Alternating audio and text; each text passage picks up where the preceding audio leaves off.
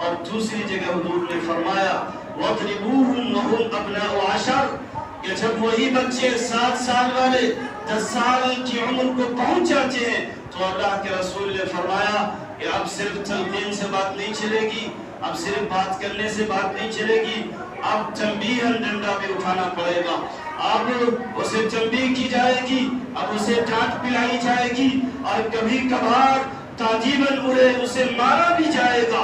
آخر یہ مارنے کے بعد کہاں سے آ گئی؟ اور 10 سال کی عمر میں پھر دوسرا میسج اور دوسرا پیغام کہاں سے آ گیا؟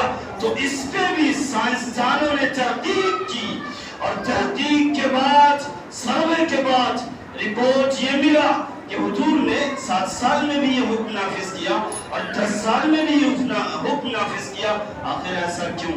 تو 10 سال میں 7 سال میں بچے کے ذہن کا ایک حصہ اضافہ ہوتا ہے، اس میں سوچنے سمجھنے کی صلاحیت پیدا ہوتی ہے، اور 10 سال میں بھی ایک حصہ پیدا ہوتا ہے جسے سائنسدانوں نے اس حصے کا نام لوب ونڈو رکھا ہے۔ لوب ونڈو، محبت کی کھڑکی، اس حصے کا نام سائنسدانوں نے محبت کی کھڑکی رکھا ہے، تحقیق کرنے والوں نے محبت کی کھڑکی رکھا ہے۔ مطلب کیا ہے؟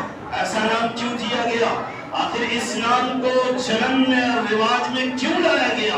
تو صاف پتہ چلا کہ 10 سال میں جو ایک حصہ دماغ میں بڑھتا ہے اس حصے میں کیا پیدا ہوتا ہے؟ اس حصے میں یہ پیدا ہوتا ہے کہ نفسانی خواہشات ابھرتی ہے، اس حصے میں جذبات ابھرتے ہیں، اور اس حصے سے پیغام ملتا ہے کہ دوستی کی جائے، اس حصے سے میسج ملتا ہے کہ ہر کوئی دوستی کرے۔ اگر وہ لڑکا ہو اور 10 سال کی عمر کو پہنچے تو وہ حصہ اسے اجازت دیتا ہے کہ وہ دوستی کرے، اور لڑکی ہو تو وہ حصہ کہتا ہے کہ دوستی کرو۔ اور یقیناً اسی وقت حضور نے فرمایا کہ اب نماز نہیں پڑھے تو اب مارو۔ کیوں؟ کیونکہ اب وہ کوئی دوست تلاش کرے گا، اب کوئی معاون و مددگار تلاش کرے گا، اب کوئی ساتھی تلاش کرے گا۔ اس لیے ایسا دوست اسے دے دو جو اللہ اس کا دوست ہو جائے، رسول اس کا دوست ہو جائے، نماز اس کی دوست ہو جائے، اچھائی اس کی دوست ہو جائے۔ اس لیے 10 سال کی عمر میں کہا گیا نماز چھوڑنے پہ مارا جائے اور پیٹا جائے۔ تو یہ فارمولا اور یہ کنسپٹ ہر ایک کو اختیار کرنا چاہیے، یہ طریقہ ہر ایک والدین کو اختیار کرنا چاہیے۔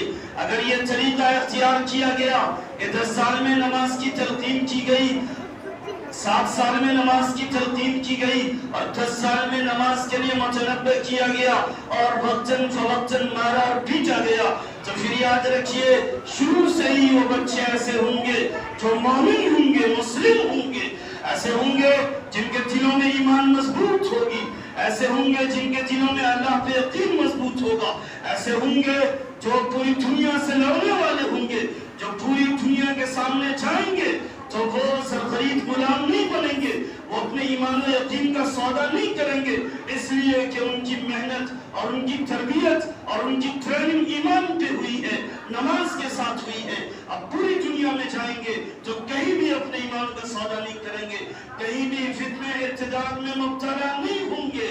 اس لیے ضرورت اس بات کی ہے کہ اس پیغام کو لیا جائے اور اس پیغام کو گھر گھر چھپے چھپے